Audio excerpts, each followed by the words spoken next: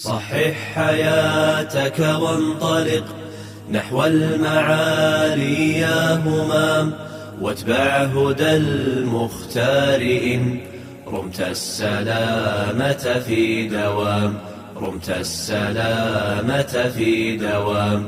وازرع بهمتك الأمل بالخير يعطيك الأمان، في هذه الدنيا العمل يحكى على مر الزمان. بسم الله والصلاة والسلام على رسول الله صلى الله عليه وعلى آله وأصحابه أجمعين.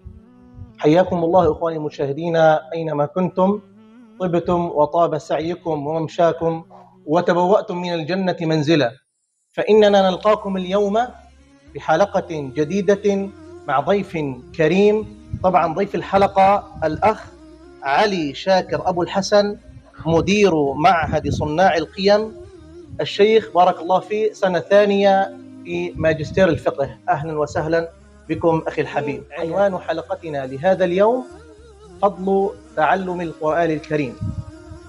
القرآن الكريم هو كلام الله سبحانه وتعالى المنزل على رسوله، المتعبد بتلاوته، المتحدى بأقصر صورة منه، المنقول إلينا بالتواتر.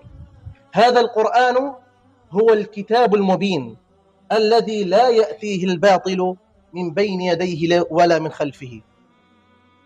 السؤال الذي يطرح نفسه: إن كثيرا من شباب المسلمين اليوم يحفظون القرآن الكريم ولكنهم لا يتخلقون بأخلاقه، فما هو سبب ذلك؟ بسم الله الرحمن الرحيم. الحمد لله رب العالمين، وأفضل الصلاة وأتم التسليم على سيدنا محمد وعلى آله وأصحابه أجمعين. بداية، مشكلتنا الحقيقية هي عدم تصور فهم طلب مشروع القرآن الكريم.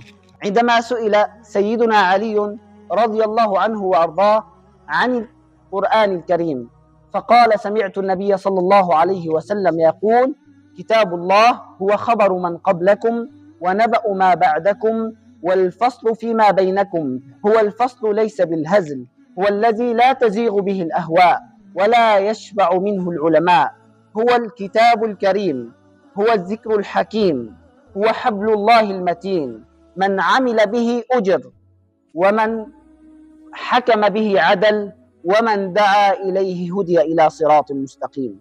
فمسألتنا الأساسية أننا دائما ما نرشد أطفالنا وأبناءنا وشبابنا إلى حفظ القرآن فقط، ولا نعلم أن طلب القرآن أو طلب مشروع القرآن هو مراتب، وهذه المراتب أعلاها وأجلها هو تدبر وفهم آيات كتاب الله عز وجل. فجميعنا نتسابق لأن نقول لدي حافظ للقرآن الكريم في بيتي، ولا نبتغي في ذلك أن الغاية والمقصد هي فهم كلام الله عز وجل، فالوسيلة لذلك هي حفظ كتاب الله عز وجل. قال الله تعالى: الرحمن علم القرآن، وقال النبي صلى الله عليه وسلم: خيركم من تعلم القرآن وعلمه. فإذا الغاية والمقصد هي تعلم وفهم آيات الكتاب الحكيم. وسيدنا الحبيب الجليل الصحابي ابن عبيد الله البجلي قال: كنا نأتي النبي صلى الله عليه وسلم ونحن صغار، فكان يعلمنا الإيمان ثم يعلمنا القرآن. فالصحابة الكرام تعلموا الإيمان، ثم عندما نزل القرآن ازدادوا بالقرآن إيمانا. أما شبابنا اليوم فترى كثيرا من حفاظ القرآن يحفظون القرآن عن ظهر قلب، ولكن لا يعون معاني تلك الآيات ولا يتدبرون معانيه. عندما سئلت السيدة عائشة عن خلق النبي صلى الله عليه وسلم كان جوابها: كان قرآنا يمشي على الأرض.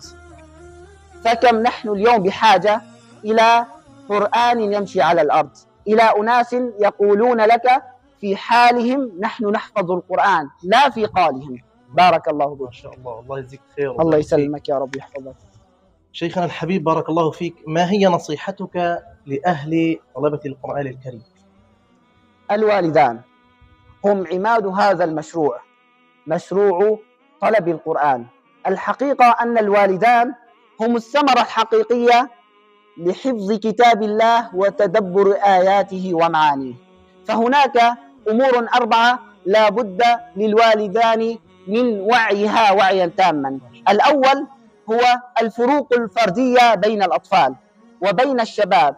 فترى أحد الآباء أو الأمهات يفتح منصة من منصات وسائل التواصل الاجتماعي فيرى حفلا لتتويج القرآن الكريم، ويرى طفلا في عمر 15 أو 16، فعندما ينتهي من رؤية ذاك الحفل بدل أن يثني على والده أنه يحفظ القرآن ينصب جام غضبه عليه: لماذا إلى الآن لم تختم القرآن الكريم؟ ولا يدري أن الفروقات الموجودة كانت موجودة بين الصحابة. فسيدنا خالد كان لا يحفظ إلا القليل من القرآن، ولكن كان مميزا في باب الجهاد، وباب الجهاد عندنا في الدين باب عظيم. كثير من الصحابة كانوا لا يحفظون إلا قليل من السور، وسيدنا عمر أكبر مثال على ذلك، كان لا يحفظ إلا البقرة. وسيدنا عمر رضي الله عنه وأرضاه ثاني رجل بعد سيدنا أبي بكر في الإسلام. فهذه الفروق الفردية لا بد من مراعاتها. الأمر الثاني وهو أمر مهم جدا، كثير من الآباء يهتمون في الجانب المادي العلمي للأبناء. فترى الآب أو الوالد يضع الكثير من الأموال، دورات إنجليزي، دورات عربي، دورات رياضيات، ويهمل القرآن. وعندما يسمع أن هناك دورة لتحفيظ القرآن مأجورة يقول: أين الثواب؟ أين التقوى في ذلك؟ وينسى أن هذا الرجل محفظ القرآن لديه عائلة، لديه أمور يستعين بها على قضاء حاجاته. ولكن لو نظر نظرة أخروية لعلم العلم اليقيني أن هذا القرآن هو أغلى ما يدفع من أجله، وهو أغلى ما يملكه ابنه، وسيرى ذلك عندما يكبر ويعلم أن لولا القرآن لما كان ابنه تعلم البر به. المسألة الثالثة وهي مسألة مهمة هي مسألة الإخلاص. فلا بد أن يعلم الأب ابنه مسألة الإخلاص. يعني نرى كثير من الآباء تراه يتفاخر بابنه تفاخرا عظيما، عندما يجلس في أحد المجالس يقول: ابني يحفظ القرآن. يعلم ابنه القرآن لكي يتفاخر به، وينسي ولده أن الغاية والمقصد أن نحافظ على ذلك في قلوبنا. فالنية أساس العمل. وختاما أوصي جميع الآباء، وهي الوصية الأخيرة، أنك قدوة لابنك. فإذا أردت أن تجعل ابنك حياته مرتبطة في القرآن لابد أن تكون حياتك مرتبطة في القرآن. لابد أن يرى ولدك أنك تختم في كل يوم جزءا من القرآن أو صفحات، يرى عليك أخلاق القرآن كي يتأدب في ذلك. لأن عمل معلم القرآن لا يقتصر على تلك السويعات التي يجلس معه الطفل في المسجد أو حلقات التحفيظ، فلا بد من التكامل. هي عملية تكاملية بين الأهل ومعلم القرآن. بارك الله بجميع الأهل الذين يحضون أولادهم على حفظ القرآن. هذا والله أعلم. الله يبارك فيك يا رب. السؤال الأخير كي لا نطيل عليك أخي الحبيب، بارك الله فيك، ما هي رسالتك لأهل القرآن الكريم؟ أهل القرآن يقال لقارئ القرآن يوم القيامة: اقرأ وارتقي ورتل كما كنت ترتل في الدنيا، فإن منزلتك عند آخر آية تقرأها. رسالتي لأهل القرآن: سيدنا أبو ذر الغفاري سأل النبي يوما: يا رسول الله أوصني، فقال النبي صلى الله عليه وسلم: يا أبا ذر أوصيك بتقوى الله فإنها رأس الأمر. وتابعها مباشرة بوصية عظيمة فقال له: أوصيك بتلاوة القرآن فإنه نور لك في الدنيا وذخر لك في السماء. فلا بد لطالب العلم ولطالب القرآن ولكل الناس أن يكون لهم ورد من القرآن الكريم.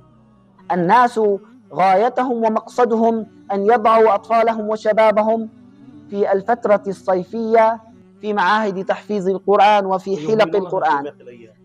السبب وراء ذلك لو سألتهم يقولون هذا سيأخذ من وقتهم، سيقلل من مستواهم الدراسي، ولكن الحقيقة أن القرآن يعطي ولا يأخذ. القرآن بركة. زرنا أحد الناس الذين هم من أهل القرآن، فقال في بداية حياتي كنت مسرف في القرآن، وفي رؤيا من الرؤى غيرت حياتي، رأى رؤيا غيرت حياته فأصبح منكبا بجميع خواطره على القرآن.